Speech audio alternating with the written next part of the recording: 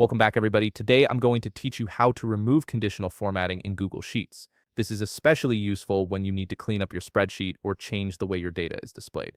Let's walk through this process step by step. First, you'll need to navigate to workspace.google.com and log in to your account. Make sure you're using the correct credentials to access your Google Workspace.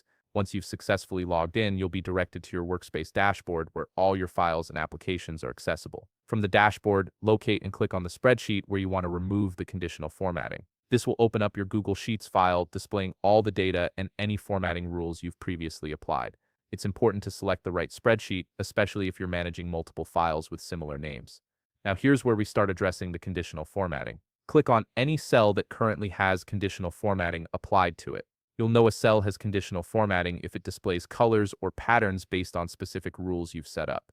Once you've selected that cell, direct your attention to the top menu bar and click on Format.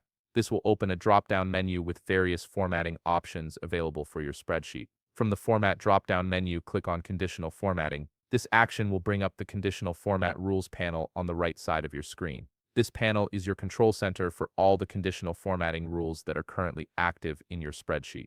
Here you can see a list of all the formatting rules you've created, each one defining how certain cells should appear based on their values or other conditions. In the Conditional Format Rules panel, you'll see all your existing rules listed. Simply hover your mouse over the rule you want to remove. As you hover, you'll notice a trash icon appears next to that rule. Click on the trash icon to delete that specific conditional formatting rule. The formatting will be immediately removed from the cells it was applied to, and your spreadsheet will reflect this change instantly. And that's it. You've successfully removed conditional formatting from your Google Sheets. This simple process gives you complete control over how your data is presented. If you found this video helpful, please leave a like, subscribe, and see you in the next video.